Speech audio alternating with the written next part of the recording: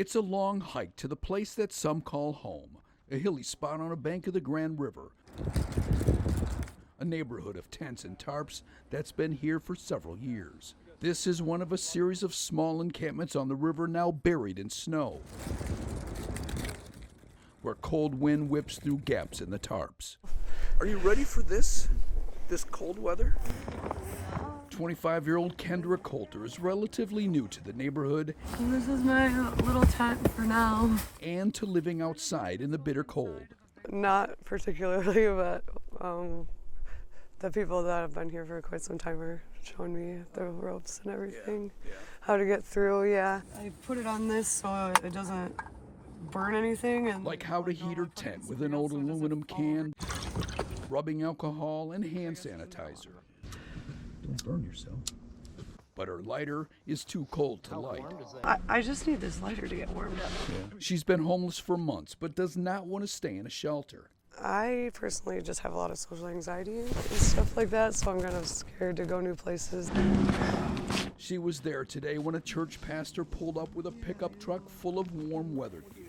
Well, I got to talk with this gentleman. She got a new pair of boots.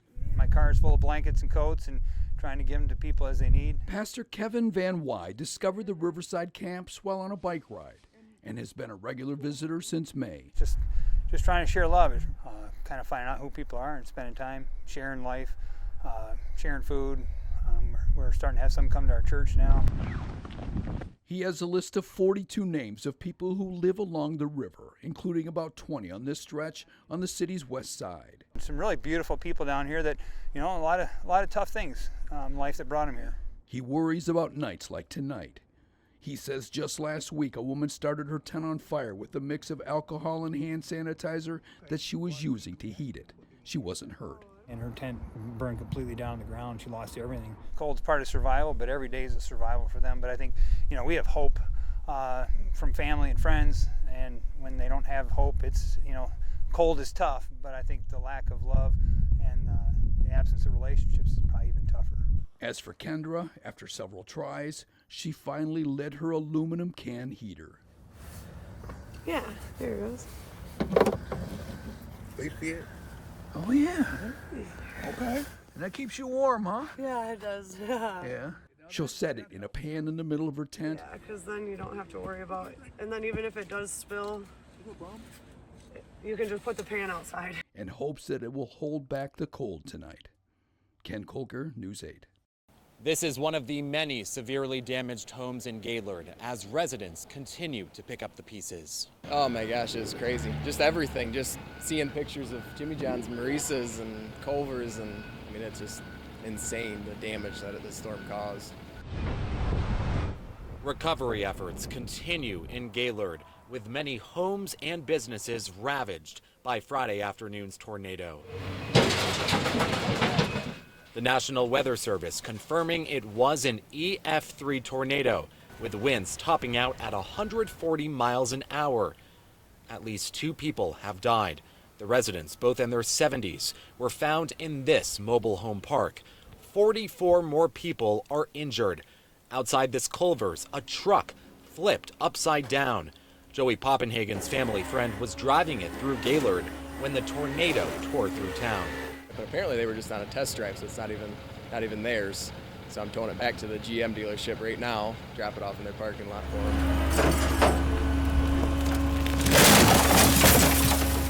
Joey works for a towing business nearby, wrecked by the tornado. We just went there and finished up cleaning up all the cars in the building. The roof's ripped right off. Windows are blown out, and just about the same as everybody else. Governor Gretchen Whitmer declaring a state of emergency Friday. The lieutenant governor coming to the city Saturday, saying recovery efforts are moving quickly. I hope that just like we've seen tremendous progress in the last 24 hours, that in the next 48 hours, hopefully this community will continue to feel the love from everyone. 6,500 people were without power initially. That number falling Saturday afternoon to 3,900 residents. People in need can now call 211 to be connected with resources nearby. We're going to make sure that folks have everything that they need, because that's what we do. We have each other's back, we stick together, we stand tall for one another, and we're going to be able to come through this. Residents are showing up for one another. Jill Mazanga's home was not damaged by the tornado, so Jill and her coworker made dinner nearby, and she's been driving around town, passing meals out. She says it's about Gaylord residents helping one another in their time of need. That's what it's about. I've lived here since 1970, moved away for a little while, but back, and this is how this community's always been. I mean, it's devastating. You drive through and you go, my town is gone. The entire state typically only sees about 15 tornadoes a year, and many residents I spoke with never imagined one would strike Gaylord. In Gaylord, Byron Tollefson, News 8.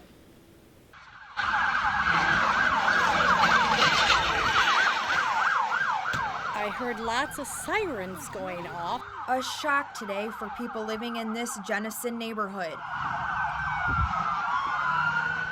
Normally it's very peaceful out here. A police chase that spanned 2 counties broke the peace on their streets. Get out of the way. So today about 1:20 this afternoon, our detectives were following up on a stolen motorcycle case.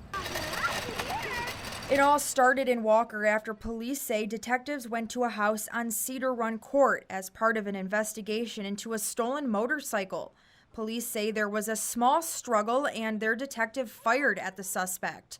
The suspect then drove off, eventually ditching his car, and tried to lose police by crossing a river into Ottawa County.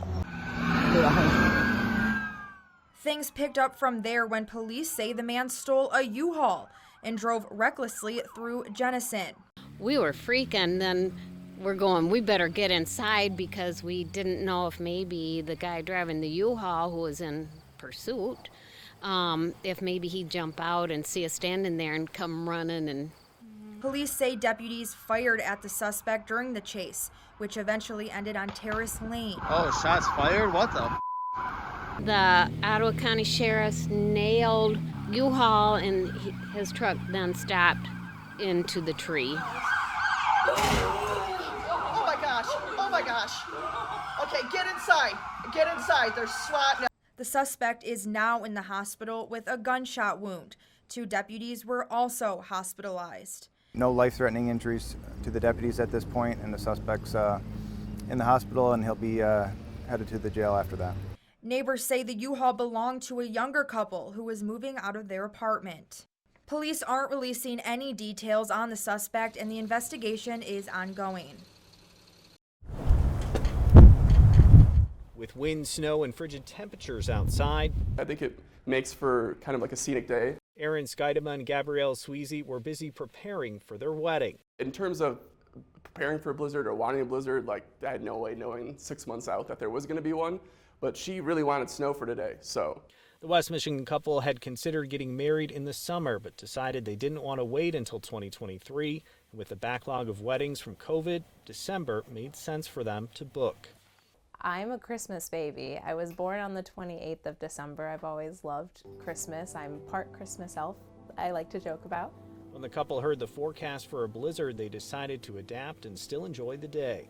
I've been joking about I hope it blizzards on my wedding day for the last 9 months. And I think God heard my prayers, but I was asking to start maybe 15 minutes after the ceremony had ended, not 24 hours before. Who calls you into union with himself as acknowledged. Many family members and guests moved up their travel plans, and they only had a few cancellations. Everyone else, they came in fine. They came in a day early. I have some friends from Chicago that were going to come in this morning, but they ended up coming a day early. So it kind of released some of that stress from my mind, just worrying about them.